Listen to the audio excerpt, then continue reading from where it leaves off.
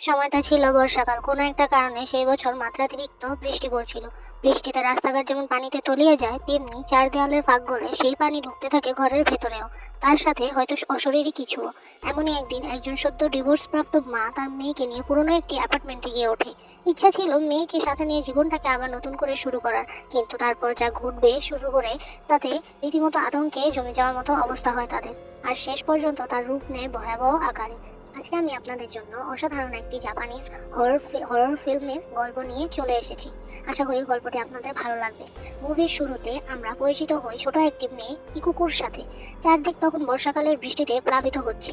School অনেকক্ষণ আগে ছুটি হয়ে গেলেও ইকুকু তার মায়ের জন্য অপেক্ষায় ছিল। তার মা তাকে স্কুল থেকে নিতে আসলেই সে বাড়িতে যেতে পারবে, কিন্তু অনেকক্ষণ হয়ে গেলেও তার মায়ের আসার কোনো খবর ছিল না। মন খারাপ করে ইকুকু তাই এক মনে বৃষ্টির দিকে তাকিয়েছিল। এরপর আমরা পরিচিত হই সেই ছোট্ট মেয়েটির মা ইয়োশিমির সাথে। মেয়েটির মতো ইয়োশিমিও এক দৃষ্টিতে বৃষ্টির দিকে তাকিয়েছিল। আসলে ইয়োশিমি তার ডিভোর্সের ব্যাপারে সেটেলমেন্ট করতে তখন কোর্টে বসেছিল। তার স্বামী মেয়েকে নিজের কাছে রাখতে চাইলেও ইয়োশিমি জানায় মেয়ে শুধু তার কাছেই থাকবে। তাই কোর্টে সেই বিষয়টা নিষ্পত্তি করার জন্যই ইয়োশিমি সকাল থেকে এখানে বসে আছে। কিছুক্ষণ পর ইয়োশিমি কোর্টের জজের সামনে এসে উপস্থিত হয়। এই সময় আমরা জানতে পারি ইয়োশিমি একসময় একটি বই পাবলিশিং কোম্পানিতে প্রুফ রিডার হিসেবে কাজ করত। আর সেই সময় সে ভয়ঙ্কর সব ভৌতিক বইপত্র পড়ার কারণে কিছুটা মানসিকভাবে বিপর্যস্ত হয়ে পড়ে। তবে এরপর চিকিৎসা নেওয়ার পর সে সুস্থ হলে চাকরিটাও ছেড়ে দেয়। সেই ঘটনার ততদিনে 10 বছর হয়ে গেছে। তবে ইয়োশিমির হাজবেন্ড ব্যাপারটা কোর্টে নতুন করে তুলে মেয়ের কাস্টাডি তার কাছ থেকে কেড়ে নিতে চাইছিল। তাই কোর্ট ইয়োশিমিকে আরো কিছুদিন সুযোগ দেয়। যদি এই সময়ের মধ্যে সে একটা নতুন চাকরি নিয়ে মেয়ের সাথে ভালো মতন থাকতে পারে, তাহলে পার্মানেন্টলি সে মেয়ের কাস্টাডি পেয়ে যাবে। আর যদি তার না হয়, তাহলে মেয়েটিকে হয়তো তার বাবার কাছে দিয়ে দেওয়া হবে। কোর্ট থেকে বেরিয়ে ইয়োশিমি তার মেয়েকে স্কুল থেকে নিয়ে আসে। তারপর একসাথে তারা নিজেদের জন্য একটা নতুন বাসা খুঁজতে যায়। বাইরে তখনও বর্ষাকালে তুমুল বৃষ্টিপাত হচ্ছিল। কিছুক্ষণ পর তারা একটি পুরনো ধরনের অ্যাপার্টমেন্ট বিল্ডিং এ গিয়ে ঢোকে। রংহীন ধূসর এই বিল্ডিংটা যে অনেক পুরনো সেটা বোঝাই যাচ্ছিল দেখে। সেখানে ঢুকেই তাদের পরিচয় হয় বিল্ডিং এজেন্ট মিস্টার ওটা এবং বিল্ডিং এর ম্যানেজার মিস্টার কামিয়ার সাথে। মিস্টার ওটা তাদেরকে স্বাগত জানায় এবং লিফটে উঠিয়ে উপরে নিয়ে যেতে শুরু করে। লিফটে ওঠার সাথে সাথে ইয়োশিমি কিছুটা অস্বস্তি ফিল হতে শুরু করে। সে দেখতে পায় লিফটের ফ্লোরে বৃষ্টির পানি জমে আছে। উপরে তাকাতেই দেখে সিলিং থেকে পানি ছুঁয়ে ছুঁয়ে বৃষ্টির পানি পড়ছে। তাছাড়া ফ্লোরে পৌঁছাতে তার মেয়ে যখন লিফট থেকে বেরিয়ে যায়, তখন ইয়োশিমির মনে হয় কেউ একজন এসে তার হাত ধরে বসেছে। একটু ইতস্তত হয়ে ইয়োশিমি সেটাকে নিজের মনের ভুল ভেবে লিফট থেকে বেরিয়ে আসে। এরপর মিস্টার ওটা তাদেরকে নিয়ে খালি ফ্ল্যাটটাতে প্রবেশ করে এবং সবকিছু ঘুরিয়ে ঘুরিয়ে দেখাতে শুরু করে। ইয়োশিমি তখন ফ্ল্যাটটা ঘুরে দেখতে থাকে। এই সময় উপরে সিলিং এ একটা সাথে শ্যাওলা দাগ দেখা যায়। তবে মিস্টার ওটা সেটা দেখেও না দেখার ভান করে এড়িয়ে যান। সবগুলো রুম দেখা শেষ হয়ে গেলে ইয়োশিমির ফ্ল্যাটটা খুবই পছন্দ হয়। একটু পুরনো হলেও ইয়োশিমির সিদ্ধান্ত নেয় এই ফ্ল্যাটেই থাকার। আর খোঁজাখুঁজি না করে তারা এই ফ্ল্যাটেই উঠবে ভেবে নেয়। কিন্তু এক সময় সে লক্ষ্য করে তার মেয়ে ইকোকো কোথাও নেই। ইয়োশিমি ভাবলো ইকোকো হয়তো তাকে না বলেই বাইরে বেরিয়ে গেছে। তাই সে ফ্ল্যাট থেকে বের হয়ে ইকোকোকে খুঁজতে শুরু করে। নিচতলায় এসে সে ম্যানেজারকে তার মেয়ের ব্যাপারে জিজ্ঞাসা করলে তিনি জানান কাউকে তিনি এখান থেকে যেতে দেখেননি। এই সময় ইয়োশিমি সিসিটিভি মনিটরে তার মেয়েকে দেখতে পায়। মেয়েটি একা একা লিফটে উঠে উপরে কোথাও যাচ্ছিল। ইয়োশিমি তখন ম্যানেজারকে সেটা কোন ফ্লোর জিজ্ঞাসা করলে তিনি বললেন সেটা তার জানা নেই, কারণ বিল্ডিং এর সবগুলো ফ্লোরই দেখতে ঠিক একই রকম। ইয়োশিমি তখন লিফটে উঠে চারপাশে খুঁজতে থাকে এবং একসময় বিল্ডিং এর একদম উপরে ছাদে প্রবেশ করে। তারপর ইকোকোকে দেখতে পায়। এতক্ষণ পর অবশেষে স্বস্তির নিঃশ্বাস ফেলে। কিন্তু এই সময় ইয়োশিমি ইকোকোর কাছে একটি লাল রঙের ব্যাগ দেখতে পায়। ইয়োশিমি জিজ্ঞাসা করে ব্যাগটি সে কোথায় পেয়েছে। ইকোকো জানায় সে ছাদে এই ব্যাগটি কুড়িয়ে পেয়েছে। ইয়োশিমি ভাবে হয়তো ব্যাগটি এই বিল্ডিং এরই কোনো বাচ্চার হবে, তাই সে ম্যানেজারের কাছে ব্যাগটি জমা দিয়ে আসে। তবে ব্যাগটি নেড়ে চেড়ে দেখার পর ম্যানেজার জানান তাদের এই বিল্ডিং এ এমন কোনো বাচ্চাই নেই। হয়তো তাদের মতন অন্য কেউ ফ্ল্যাট দেখতে এসে ব্যাগটি ফেলে রেখে গেছে। তিনি ইকোকোকে ব্যাগটি ফিরিয়ে দিয়ে বলেন এর কোনো দাবিদার যখন নেই, তখন তুমি ব্যাগটি রেখে দাও। ইকোকো খুশি মনে তখন ব্যাগটি নিতে গেলে ইয়োশিমি কড়াভাবে তাকে শাসিয়ে দেয়। তাই ব্যাগটিও তারপর থেকে ম্যানেজারের কাছেই থেকে যায়। পরদিন জিনিসপত্র গুছিয়ে নিয়ে এসে তারা নতুন ফ্ল্যাটে ওঠে। সবকিছু গোছানো শেষে মা মেয়ে তখন বিছানায় খুনসুটি করছিল। তখন ইয়োশিমি সিলিং এ সেই পানির ধারটা দেখতে পায়। সে ভাবে হয়তো কয়েকদিন ধরে ক্রমাগত বৃষ্টির কারণে দেয়ালটা স্যাঁতসেঁতে হয়ে গেছে। তাই সেদিনকার মতো সে ব্যাপারটাকে আর তেমন একটা গুরুত্ব দেয়নি। তবে পরদিন ইয়োশিমি দেখতে পায় দাগটা আগের দিনের চাইতেও বড় হয়েছে এবং আজকে সেখান থেকে বৃষ্টির পানিও গড়িয়ে গড়িয়ে পড়ছে। তাই সে একটা প্লাস্টিকের গামলা সেখানে রেখে দেয় যেন বৃষ্টির পানিগুলো গামলাতেই জমা হয়। একটু পরে ইয়োশিমি যখন বাইরে যাওয়ার জন্য তৈরি হচ্ছিল তখন ট্যাপ থেকে পানি পান করার জন্য পানি নিচ্ছিল। সে দেখে পানিতে একটা চুল ভাসছে এবং কেমন একটা অদ্ভুত গন্ধ তার ভেতর থেকে আসছে। তাই সে নিচে ম্যানেজারের কাছে গিয়ে সিলিং থেকে পানির লিকেজ হওয়ার খাওয়ার পানিতে চুল পাওয়ার ব্যাপারটা নিয়ে কমপ্লেন জানায়। তবে ম্যানেজার মিস্টার কামিয়া জানান বিল্ডিংটা অনেক পুরনো হওয়ায় বর্ষাকালে এরকম সমস্যা দেখা যাওয়া স্বাভাবিক। তিনি ইয়োশিমিকে আশ্বস্ত করে বলেন সমস্যার কথাগুলো তিনি লিখে রাখবেন এবং দ্রুতই কর্তৃপক্ষকে ব্যাপারটা জানাবেন। ইয়োশিমি ম্যানেজারের কথা আশ্বস্ত হয় এবং তারপরই মেয়েকে তার স্কুলে ড্রপ করে দিয়ে আসে। নতুন এলাকায় এসে ওঠা ইয়োশিমি ইকুকোকে নতুন একটি স্কুলে ভর্তি করিয়ে দেয় এবং অল্প সময়ের মধ্যেই ইকুকো তার নতুন স্কুলে মানিয়ে নিতে শুরু করে। পরদিন ইয়োশিমি বাইরে ডাস্টবিনে ময়লা ফেলতে গিয়ে সেই লাল ব্যাগটা ময়লার ঝুড়িতে দেখতে পায়। সে ভাবে হয়তো ম্যানেজার কাউকে না পেয়ে ব্যাগটা ডাস্টবিনে ফেলে রেখে গেছে। এর কিছুদিন পর ইয়োশিমি লক্ষ্য করে সিলিং এর দাগটা ক্রমশ আরোই বাড়ছে এবং প্রতিনিয়ত সেখান থেকে পানি পড়ছে, কিন্তু বিল্ডিং এর কেউ এতদিনও সেটা ঠিক করতে আসেনি। ইয়োশিমি ভাবে হয়তো উপরের ফ্ল্যাটে কেউ একজন পানির ট্যাপ চালু করে রেখে গিয়েছে, যার কারণে সেখান থেকে পানি গড়িয়ে তাদের সিলিং বেয়ে পড়ছে। তাই ইয়োশিমি উপরের ফ্ল্যাটে গিয়ে রুমের বাইরে নক করে। বেশ কিছুক্ষণ ডাকাডাকি করার পর ইয়োশিমি বুঝতে পারে ভেতরে কেউ নেই। তাই সে তার রুমে ফিরে গিয়ে বিল্ডিং এর এজেন্টকে ফোন দিয়ে পানি লিকেজের ব্যাপারটা জানায়, কিন্তু সেই এজেন্ট জানিয়ে দেয় বিল্ডিং এর ম্যানেজমেন্টের বিষয়টা তার আন্ডারে পড়ে না, তাই সে এই বিষয়ে কিছুই করতে পারবে না। ইয়োশিমি ব্যাপারটা খুবই বিরক্ত হয়। এদিকে মেয়েকে নিজের কাছে রাখার জন্য ইয়োশিমির একটা চাকরির খুবই দরকার ছিল, তাই পরদিন সে একটা পাবলিশিং কোম্পানিতে চাকরির জন্য ইন্টারভিউ দিয়ে আসে। তবে সেই দিনও তার অনেক দেরি হয়ে যাওয়ায় মেয়েকে স্কুল থেকে নিয়ে আসতে তার অনেক সময় লেগে যায়। বাসায় ফেরার পথে রাস্তার পাশে একটা খুঁটিতে ইয়োশিমি একটা নিখোঁজ মেয়ের পোস্টার দেখতে পায়। নিখোঁজ মেয়েটির নাম ছিল মিৎসুকো, বয়স মাত্র 6 বছর। ইয়োশিমি অবাক হয়ে লক্ষ্য করে পোস্টারের মেয়েটির ঠিকানাটা ছিল তাদের এই বিল্ডিং এর উপরের ফ্লোরের। আরেকটু খুঁটিয়ে এসে দেখে মেয়েটি 2 বছর আগে অর্থাৎ 1999 সালের 14 জুলাই নিখোঁজ হয়ে গেছে। তখন মনে পড়ে যে ম্যানেজার তাকে বলেছিল তাদের উপরের ফ্ল্যাটটি প্রায় 2 বছর ধরে খালিই পড়ে আছে। ইয়োশিমি তখন কিছুটা ইতস্তত বোধ করে, কারণ তার মেয়েও এই নিখোঁজ মেয়েটির বয়সেরই সমান। সেদিন বাসায় ফিরতে ইয়োশিমি টেলিফোনে সেই কোম্পানি থেকে একটি ভয়েস মেসেজ পায়। সেখানে জানানো হয় তারা ইয়োশিমিকে এডিটর হিসেবে সিলেক্ট করেছে এবং সে চাইলে পরদিন থেকে তাদের কোম্পানিতে জয়েন করতে পারে। খবরটা শুনে মা এবং মেয়ে দুজনেই খুবই খুশি হয়। তারা সিদ্ধান্ত নেয় চাকরি পাওয়ার ব্যাপারটাকে সেলিব্রেট করতে তারা কিছু পটাকা ফোটাবে। তাই নিচ থেকে কিছু পটাকা কিনে নিয়ে তারা ছাদে চলে যায় সেগুলো ফোটাতে। তবে এই সময় ছাদের দরজায় ফাঁক থেকে ইয়োশিমি দেখতে পায় একটি মেয়ে সেখান থেকে হেঁটে যাচ্ছে। ব্যাপারটা অত দ্রুত তার চোখের সামনে ঘটে যায় যে ইয়োশিমি বুঝতেই পারে না সে যা দেখছে তা সঠিক কিনা। তাই কিছুটা হকচকিয়ে গেলেও তাকে সে ব্যাপারটাকে ইগনোর করে ছাদে গিয়ে প্রবেশ করে। এই সময় ইয়োশিমি ছাদে সেই লাল ব্যাগটিকে আবারও দেখতে পায়। এবার সে পুরোপুরি ভয়ে আটকে ওঠে, কারণ মাত্র গতকালই সে দেখেছে লাল ব্যাগটা ডাস্টবিনের ঝুড়িতে পড়েছিল, তাহলে আজকে আবার সেটি ছাদে কিভাবে চলে আসলো। এই সময় ইকুকো খুশিতে ব্যাগটা সেখান থেকে তুলতে গেলে ইয়োশিমি একটানে তার হাত থেকে ব্যাগটা কেড়ে নেয় এবং তখনই ডাস্টবিনে ব্যাগটি ফেলে দিয়ে আসে। এর কিছুদিন পরের কথা, একদিন স্কুলে ইকুকো যখন তার বন্ধুদের সাথে লুকোচুরি খেলছিল তখন সে আড়াল থেকে একটি মেয়ের অবয়ব দেখতে পায়। মেয়েটি সারা গা পানিতে ভেজা ছিল। হাঁটতে হাঁটতে মেয়েটি যখন তার দিকে এগিয়ে আসছিল তখন তার গা থেকে সেই পানি ফ্লোরে পড়তে শুরু করে। দৃশ্যটা দেখা মাত্র ইকুকো প্রচন্ড রকম ভয় পেয়ে যায় এবং সাথে সাথে অসুস্থ হয়ে পড়ে। স্কুল থেকে ইয়োশিমিকে খবরটি জানানো হলে সে দ্রুত স্কুলে চলে যায় এবং গিয়ে দেখতে পায় ইকুকো ভয়ে অজ্ঞান হয়ে আছে এবং প্রচন্ড জ্বরে তার শরীর পুড়ে যাচ্ছে।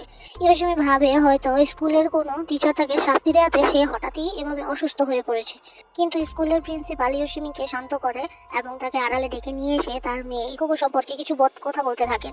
তিনি জানান ইকুকো আর 5টা সাধারণ ছেলে মেয়ে থেকে কিছুটা আলাদা আচরণ করছে। প্রায় ইকুকো নিজের মনে মনে কথা বলে, তবে তিনি ইয়োশিমিকে আশ্বস্ত করে বলেন ডিভোর্স ফ্যামিলি ছেলে মেয়েদের মধ্যে এরকম আচরণ দেখা যাওয়াটা খুবই স্বাভাবিক, এটা নিয়ে চিন্তা করার কিছু নেই। প্রিন্সিপালের সাথে এইসব বিষয় নিয়ে কথা বলার সময় দেয়ালে একটি ছবি দেখে ইয়োশিমি থমকে দাঁড়ায়। ছবিটি ছিল মিৎসুকো নামের একটি মেয়ের, অর্থাৎ এটা সেই নিখোঁজ মেয়েটির ছবি যার পোস্টার সে কিছুদিন আগেই দেখেছিল।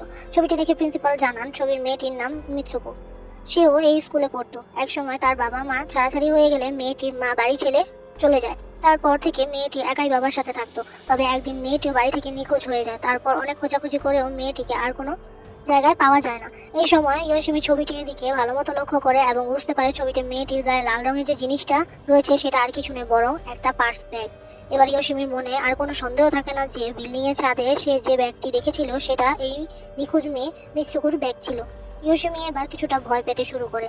এর কিছুদিন পরে ইয়োশিমি আবারও কোর্টে গিয়ে হাজির হয়। এই সময় সে জানতে পারে এতদিন তার সাথে হয়ে যাওয়া সবকিছু মানে ইকুকোর অসুস্থ হয়ে যাওয়া ইয়োশিমি প্রায় দেরিতে মেয়েকে স্কুল থেকে আনতে যাওয়ার ব্যাপারগুলো তার স্বামী জেনে গেছে এবং সেগুলো কোর্টে জজদের কাছে তুলে ধরেছে। বিষয়গুলো জানার পরেই জজ ইয়োশিমিকে জানায় মেয়ের বয়স কম হওয়ায় তারা এখনো তাকে মায়ের সাথে থাকার অনুমতি দিচ্ছে, কিন্তু এইরকম অনিয়ম যদি প্রতিনিয়ত চলতে থাকে তাহলে তারা মেয়ের কাস্টাডি তার বাবাকে দিতে বাধ্য হবে। এদিকে পুরো ব্যাপারটা ইয়োশিমি খুবই আপসেট হয়ে যায়। সে ভাবতেও পারেনি তার হাজবেন্ড এতদিন তার উপর নজর রাখছিল আর তাদের প্রতিটি খুঁটিনাটি বিষয় কোর্টকে জানাচ্ছিল। তাই ইয়োশিমির ধারণা হয় এতদিন তাদের সাথে যেসব ভুতুরে কর্মকাণ্ড হচ্ছে তার সবই বোধহয় তার হাজবেন্ডেরই কাজ। তাই কোর্ট থেকে বের হওয়ার সময় হাজবেন্ডের সাথে দেখা হওয়া মাত্র ইয়োশিমি চিৎকার করে তার সাথে ঝগড়া বাঁধিয়ে দেয়। তবে এই সময় ইয়োশিমির লয়ার এসে তাকে শান্ত করে এবং কিভাবে এই সমস্যা থেকে কাটিয়ে ওঠা যায় সে সম্পর্কেও কিছু পরামর্শ দেয়। পরের দিন ইয়োশিমি অফিস থেকে ফিরেই অসুস্থ মেয়ে দেখাশোনা করতে শুরু করে এবং একসময় ক্লান্ত হয়ে তার বিছানার পাশে মাথা রেখে সে ঘুমিয়ে পড়ে। তখনও সিলিং থেকে টুকটুক করে পানি তার মুখে পড়তে থাকে। এই সময় ইয়োশিমি একটা অদ্ভুত স্বপ্ন দেখে। স্বপ্নে সে একটি ছোট মেয়েকে দেখে। মেয়েটি স্কুল থেকে ছুটি হওয়ার পর একা একা গেটের পাশে বসেছিল, কিন্তু কেউই তাকে নিতে আসে না। মেয়েটির পরনে ছিল একটি হলুদ রেইনকোট আর সেই লাল ব্যাগটি। একটু পরেই কাউকে না জানিয়ে মেয়েটি একা একা স্কুল থেকে বেরিয়ে আসে। তারপর হেঁটে হেঁটে সে এই বিল্ডিং এর কাছে এসে পৌঁছায়। তারপর নিজে নিজে লিফটে উঠে তার বাসার দিকে যেতে থাকে। এই সময় মেয়েটির সাথে দুজন ইউনিফর্ম পরা পুরুষও লিফটে গিয়ে ওঠে। এরপর মেয়েটি রেইনকোটের হুডটা মাথা থেকে নামায় আর তারপর ঘুরে উল্টো দিকে ফিরতেই লিফটটা বন্ধ হয়ে যায়। তখন ইয়োশিমির ঘুম ভেঙে যায়। থেকে উঠতেই সে দেখে ইকোকো বিছানায় নেই আর সিলিং এর লিকেজটা ততক্ষণে বিশাল আকার ধারণ করেছে এবং সেখান থেকে পানি পড়ে পুরো বিছানা ভিজে গেছে। ইয়োশিমি তখন পাগলের মতো ইকোকোকে খুঁজতে থাকে। চারপাশে দেখার পরেও কোথাও সে ইকোকোকে খুঁজে পায় না। এই সময় সিসিটিভি মনিটরে সে দেখে লিফটে পানি জমে আছে। তার মানে ভেজা অবস্থায় কেউ একজন বোধহয় উপরে গেছে। তাই ইয়োশিমিও তৎক্ষণাৎ দৌড়ে লিফটে ওঠে। লিফট যখন 7 নম্বর ফ্লোরের কাছাকাছি পৌঁছায় তখন লিফটের ভেতরে একটা ছোট্ট মেয়ের অবয়ব দেখতে পাওয়া যায়। তবে ইয়োশিমি সেটা একেবারেই লক্ষ্য করেনি। লিফট থেকে বেরিয়ে ইয়োশিমি সোজা ছাদে চলে আসে। সেখানেও ইকোকোকে দেখা যায় না কোথাও। তার পাশে সিঁড়ি বেয়ে ছাদের ওয়াটার ট্যাঙ্কটার উপরে উঠে দেখে সেখানে ইকোকো আছে কিনা, কিন্তু কোথাও ইকোকোর চিহ্ন পাওয়া যায় না। তবে এই সময় সে পানির ট্যাঙ্কের কোনায় সেই লাল ব্যাগটিকে আবারও দেখতে পায়। ব্যাগটি দেখে ইয়োশিমি ভয়ে আটকে ওঠে। সে তখনই রুমে ফিরে গিয়ে তার হাজবেন্ডকে কল দেয়, জানতে চায় ইকোকো তার কাছে আছে কিনা, কিন্তু তার হাজবেন্ড জানিয়ে দেয় ইকোকো তার কাছে নেই। আর এত রাত্রে ইকোকো হারিয়ে বা গেল কিভাবে। এই সময় ইয়োশিমি উপরের তলার ফ্লোরে কারো পায়ের আওয়াজ শুনতে পায়। তারপরে সে ফোন রেখে দৌড়ে রুমটির কাছে গিয়ে হাজির হয়। সে দেখে রুম থেকে ঝরঝর করে পানি বেরিয়ে আসছে। তারপর কিছুক্ষণ ডাকাডাকি করে কারো সারা শব্দ না পেয়ে ইয়োশিমি যখন দরজার নকটায় মোড় দেয় তখন সাথে সাথেই দরজাটি খুলে যায়। ভেতরে প্রবেশ করে ইয়োশিমি দেখে পুরো ফ্ল্যাট জুড়ে বৃষ্টির পানি ঝরঝর করে পড়ছে। পানিতে চারপাশ তলিয়ে আছে, এমনকি রান্নাঘরের ট্যাপ থেকেও ঝরঝর করে পানি নিচে বেয়ে পড়ছে। আর তখন ইয়োশিমি ইকোকোকে দেখতে পায়। ইকোকো ঘুমের ঘরে স্লিপিং ওয়াক করছিল। ইয়োশিমি দৌড়ে গিয়ে তাকে কোলে তুলে নেয়। আর এই সময় ইয়োশিমি রুমের দেয়ালে একটি ছোট্ট মেয়ের ছায়া স্পষ্টভাবে দেখতে পায়। সে দ্রুতই সেখান থেকে বেরিয়ে আসে। আর তখনই হলুদ রেইনকোট পরা একটি মেয়ের অবয়ব সেই রুম থেকে বেরিয়ে আসে এবং এক দৃষ্টিতে তাদের দিকে তাকিয়ে থাকে। ইয়োশিমি সিদ্ধান্ত নেয় যথেষ্ট হয়েছে, আর এক মুহূর্ত সে এই ফ্ল্যাটে থাকবে না। তাই পরদিনই সে জিনিসপত্র গুছিয়ে বাসা চেঞ্জ করার জন্য তৈরি হয়ে যায়। ইয়োশিমির বাসা চেঞ্জ করার খবর শুনে তার লয়ার মিস্টার কিশিদা তার সাথে দেখা করতে আসে। তিনি অনেক বুঝিয়ে ইয়োশিমিকে শান্ত করেন। তারপর জানান এই মুহূর্তে বাসা চেঞ্জ করলে ইকোকোর স্কুলও চেঞ্জ করতে হবে। এভাবে বারবার স্কুল চেঞ্জ করলে মেয়েটা কোনোভাবেই নিজেকে মানিয়ে নিতে পারবে না, আর এই ব্যাপারটা করতেও হয়তো ভালোভাবে দেখা হবে না। হয়তো সে তার মেয়ের কাস্টাডিও হারিয়ে ফেলতে পারে। এরপর তিনি বিল্ডিং এর সমস্যাগুলো নিজে চোখে দেখেন। উপরের তলার ফ্ল্যাটে গিয়ে দেখেন সেখানে রুমের ট্যাপ থেকে গত কয়েক মাস ধরে পানি পড়লেও সেটা কেউ চেক করেনি, যার কারণে সেই পানি সিলিং বেয়ে ইয়োশিমির ফ্ল্যাটে গিয়ে পড়তো।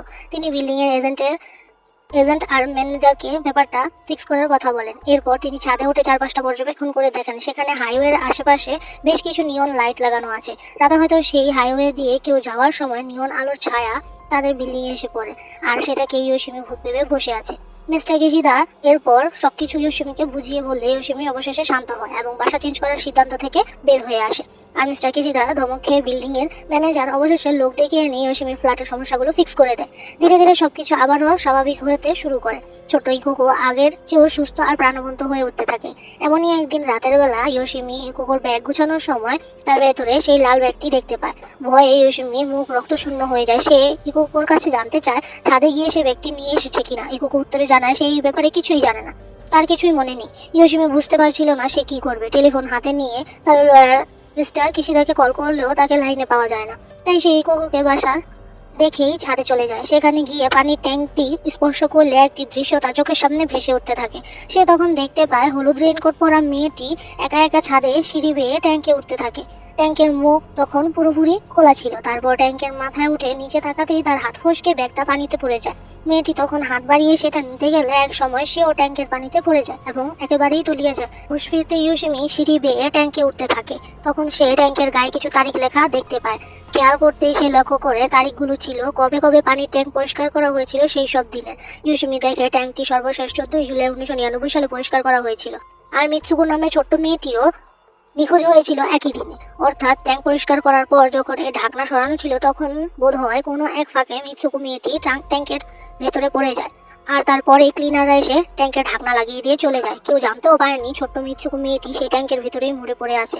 আর এই কারণেই হয়তো অনেক খোঁজাখুঁজি করার পরেও গত 2 বছরে কেউই তার হদিশ দিতে পারেনি। এই সময় ইয়োশিমি ট্যাঙ্কের ভেতর থেকে কিছু একটা আওয়াজ শুনতে পায়। আর তারপর ট্যাঙ্কের দেয়াল ফুঁড়ে কেউ একজন বেরিয়ে আসতে শুরু করে। ইয়োশিমি ভয়ে একটা চিৎকার করে ওঠে। অন্যদিকে বাড়িতে তখন ইকুকো একদমই একা।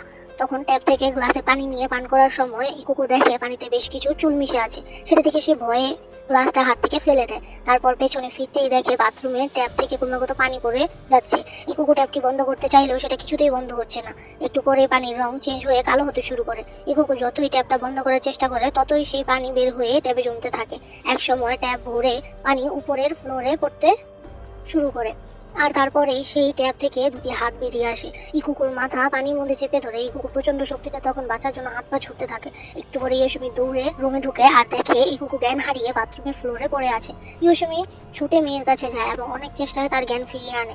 তারপর বাথটাবের দিকে তাকাতেই সে দেখে কুচকুচে কালো পানি বাথটাব বেয়ে নিচে পড়ছে। আর সেই পানির নিচে কিছু একটা নড়াচড়া করছে। ইয়োশিমি আর এক মুহূর্ত অপেক্ষা না করে মেয়েকে কোলে করে রুম থেকে বেরিয়ে আসে এবং সোজা লিফটে গিয়ে ওঠে। কিন্তু নিচে যাওয়ার জন্য বারবার সুইচে চাপ দেওয়ার পরেও সুইচ কাজ করছিল না। উল্টো লিফটের সিলিং ছিদ্র হয়ে তার ভেতর থেকে পানি বের হয়ে আসে, লিফটের ভেতরে পড়তে থাকে।